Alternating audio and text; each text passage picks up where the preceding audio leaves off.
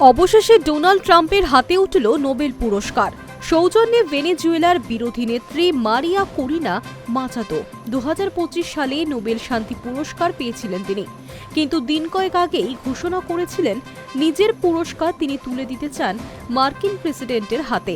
সেই কথা মতোই বৃহস্পতিবার হোয়াইট হাউসে গিয়ে ট্রাম্পের সঙ্গে সাক্ষাৎ করেন মাচাদো এবং মার্কিন প্রেসিডেন্টের হাতে তুলে দেন নিজের নোবেল পুরস্কার। ভেনেজুয়েলার বিরোধী নেত্রীর মতে নোবেল পুরস্কারের যোগ্য দাবিদার ডোনাল্ড ট্রাম্প, তাই মার্কিন প্রেসিডেন্টের সঙ্গে নিজের নোবেল পুরস্কার ভাগ করে নিতে চান বলে জানিয়েছিলেন।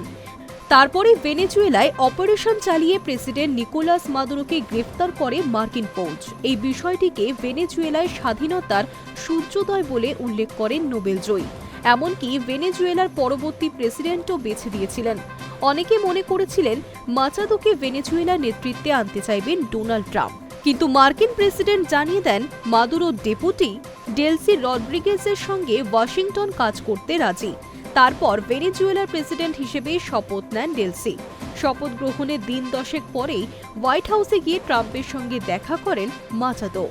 নিজের নোবেল পুরস্কার তুলে দেন মার্কিন প্রেসিডেন্টের হাতে। তারপর সাংবাদিকদের মুখোমুখি হয়ে বলেন, নোবেল শান্তি পুরস্কারের পদক তুলে দিয়েছি মার্কিন প্রেসিডেন্টের হাতে। আমাদের স্বাধীনতাকে স্বীকৃতি দিতে তিনি যে পদক্ষেপ করেছেন সেটার কৃতজ্ঞতা হিসেবেই এই পুরস্কার তুলে দিলাম। দীর্ঘদিন ধরেই নিজেকে নোবেল পুরস্কারের যোগ্য দাবিদার হিসেবে ঢাক পিটিয়েছেন। শেষ পর্যন্ত নোবেল পুরস্কার হাতে পেয়ে একগাল হেসে তিনি বলেন, হাতে পুরস্কার তুলে দিল। সূত্রের খবর, নোবেল পুরস্কারের পদক নিজের কাছেই রেখে দেবেন নাকি মার্কিন প্রেসিডেন্ট। প্রসঙ্গত 2025 সালে নোবেল শান্তি পুরস্কার পাওয়ার জন্য কার্যত মরিয়া হয়ে উঠেছিলেন ট্রাম্প, কিন্তু শেষ পর্যন্ত সেই পুরস্কার জোটেনি তার। Hi news network.